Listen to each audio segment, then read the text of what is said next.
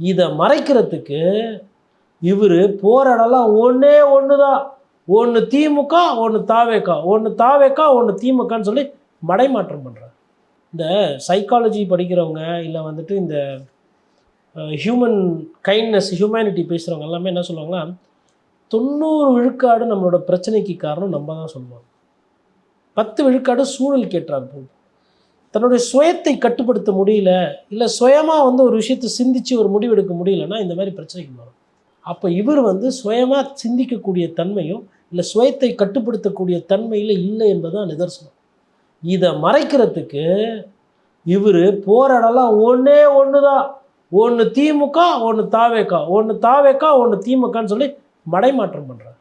அதிமுகன்ற அந்த ஒரு கட்சியை இருட்டடிப்பு செய்கிறார். திமுகன்ற அந்த ஒரு விஷயத்தை எதிர்த்து இருக்கிற அந்த ஓட்டுகளை பெற்று தன் வசீகர்களை வெற்றி பெறலாம் அப்படின்னு நினைக்கிறார். ஒரு குறுகிய மனப்பான்மை. அரசியல் என்பது you can lead by example.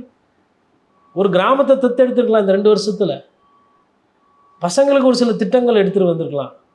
ஒரு சாலையோர டியூஷன் சென்டர்ஸ் நிறைய திறந்துருக்கலாம் விஜய் மக்கள் இயக்கம். இப்போது கேட்டவொன்னே என்ன சொல்கிறாங்க, சாப்பாடு போடுறாரு. எவ்வளோ நாளாக போடுறாரு, எத்தனை நாளாக போடுறாரு, எத்தனை வருஷமாக போடுறாரு, அதற்கு கேட்டால் பதில்.